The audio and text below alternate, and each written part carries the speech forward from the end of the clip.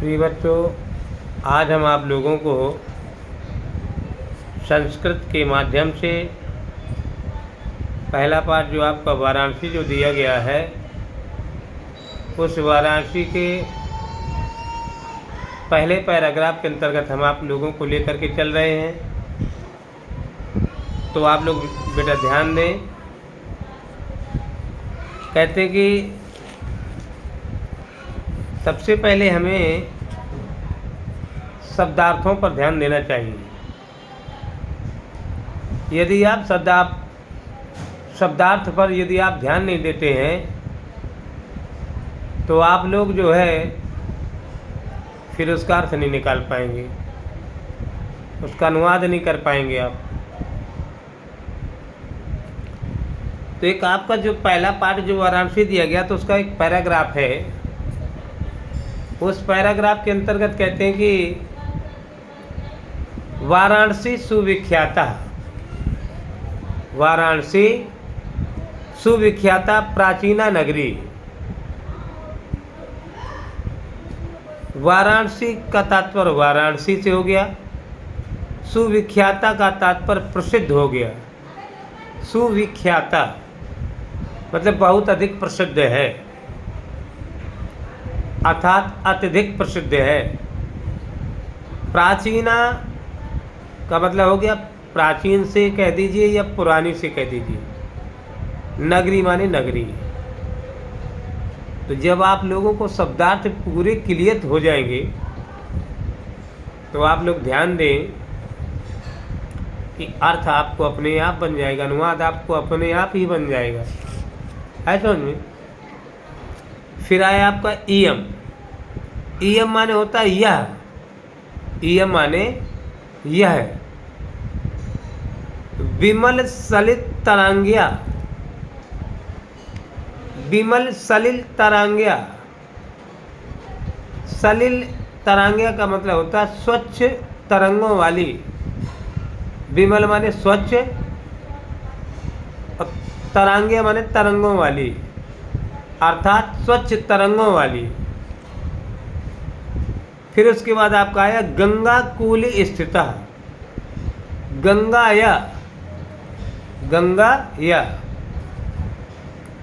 कर्ता ने कर्म को करण से संप्रदान के लिए। जो आपके कारक जो होते हैं, तो कर्ता ने कर्म को करण से संप्रदान के लिए अपवादान से अलग होना, संबंध, अधिकरण,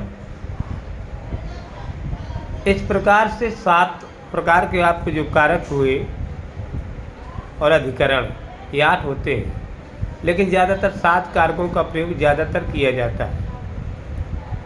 तो यहाँ आपका आया कि इयम विमल सरितरांग्या गंगाया कूले स्थितः। इयम माने यह, विमल माने स्वच्छ, सलिल तरांग्या माने गंगा के किनारे। सलिल तरांग्या माने तरंगों वाली, सॉरी।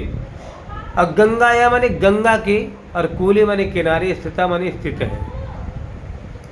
इसका तात्पर्य यहाँ पर यह हुआ कि यह नगरी स्वच्छ तरंगों वाली गंगा के किनारे स्थित है। आगे आपका एक पाठ फिर पैराग्राफ के अंतर्गत एक कतार आती है, लाइन आती है कि अस्या घट्टानाच,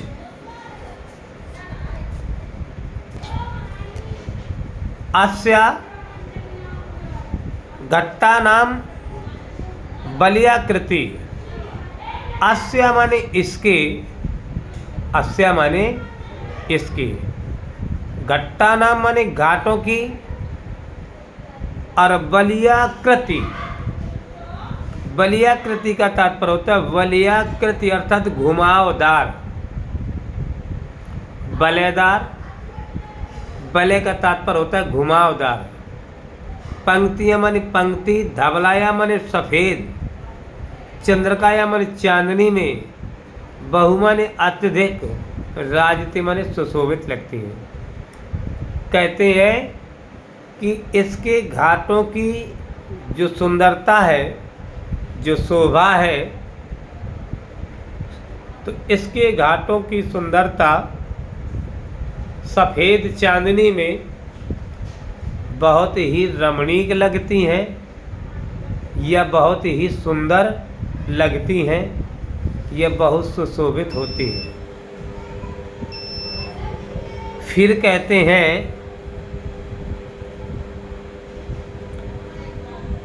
अंगड़िता का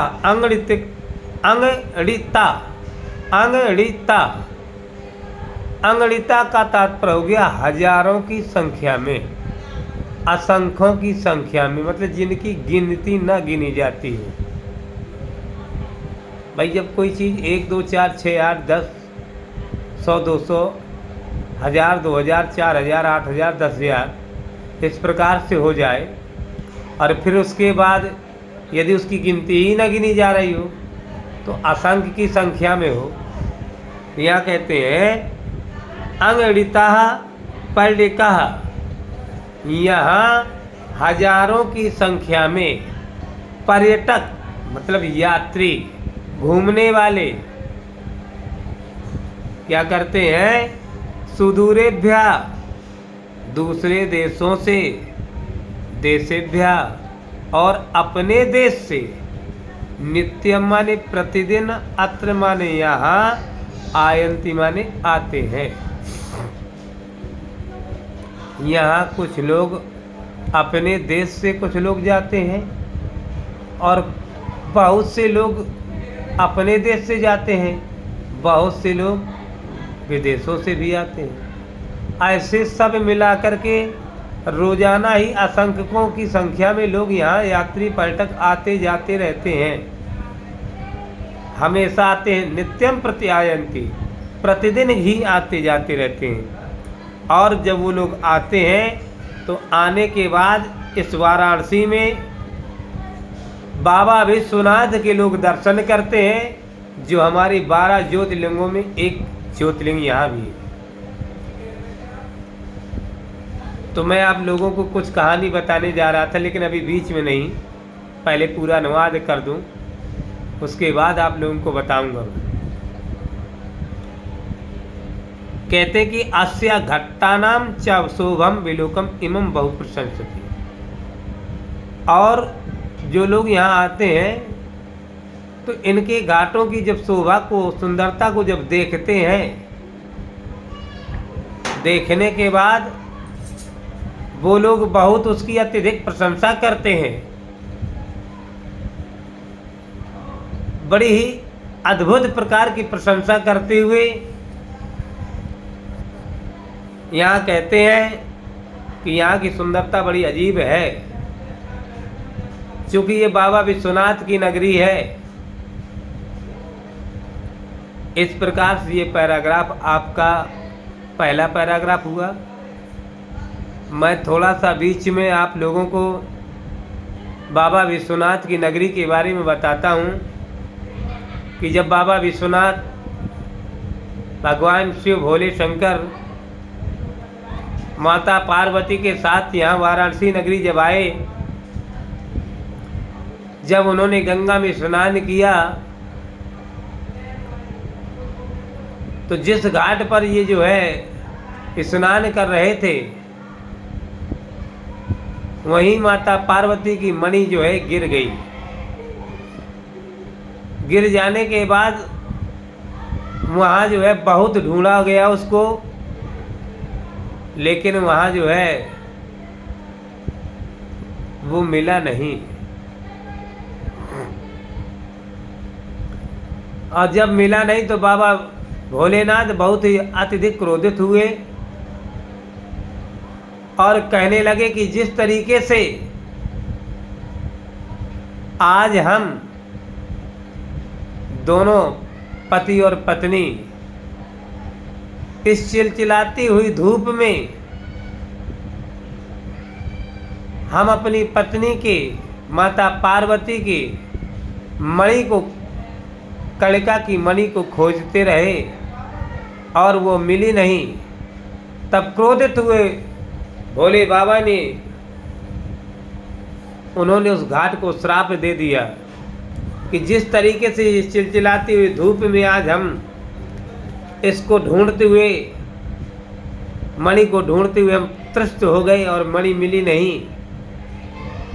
तो हम ये यहाँ जो श्राप करते हैं, इस घाट को श्रापित करते हैं कि आज से ये घाट जो मणिकर्णिका के नाम से विख्यात होगा और यहाँ मुर्दे अक्सर जलेंगे और ये 24 घंटे जो इसकी जो है इस घाट में कभी ठंडक उत्पन्न नहीं होगी। इस प्रकार से बाबा भोलेनाथ ने उस घाट को श्रापित कर दिया। तो ये बाबा भोलेनाथ की विश्व नगरी है। बड़ी ही अद्भुत लीला थी बाबा भोलेनाथ की और भोले बाबा की उस नगरी में बड़ा ही अजीब दृश्य आज भी देखने को मिलता है। 12 ज्योतिर्लिंगों में बहुत ही सुंदर एक ज्योतिर्लिंग यहाँ पर का निर्माण हुआ। तो मैं आप लोगों के शायरी के माध्यम से आप लोगों को बताना चाहता हूँ, एक स्थान और भी है जो राजस्थान के क्षेत्र में है, खाटू ग्राम में बाबा खाटू की नगरी आज भी वो बज रही है। हारे का सहारा बनते हुए बाबा श्याम के दरबार में जब कोई व्यक्ति पूर्ण रूप से जब निराश हो जाता है और जब बाबा की कृपा होती है, तब बाबा उसको सहारा करते हुए अपने पास बुला लेते हैं। कहते हैं कि तेरे नाम की जिस घर में भी ज्योति जलती है, तेरे नाम की जिस घर में भी ज्योति जलती है, उस घर से तो हर बाधा दूर टलती है। ये सच है, अरे ये सच है, कोई कहानी नहीं भाइयों। ये सच है, कोई कहानी नहीं भाइयों। श्याम से जो मांगो हर चीज़ मिलती है। एक बार हाथ फैला करके आप लोग मांगिए बाबा खाटू श्याम से, तुम्हारी हर चीज़ को पूरी करेंगे। कहते हैं इसी प्रकार से कहा गया है। तो बाबा खाटू श्याम कन्हैया के स्वरूप में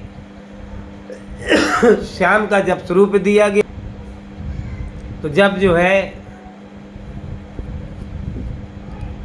बाबा का जब सहारा होता है तो सारे कार्य बन जाते हैं। बिगड़ी हुई कार्य भी समर्पित हो जाते हैं। और कहते हैं कि कन्हैया तुम्हें के नजर देखना है,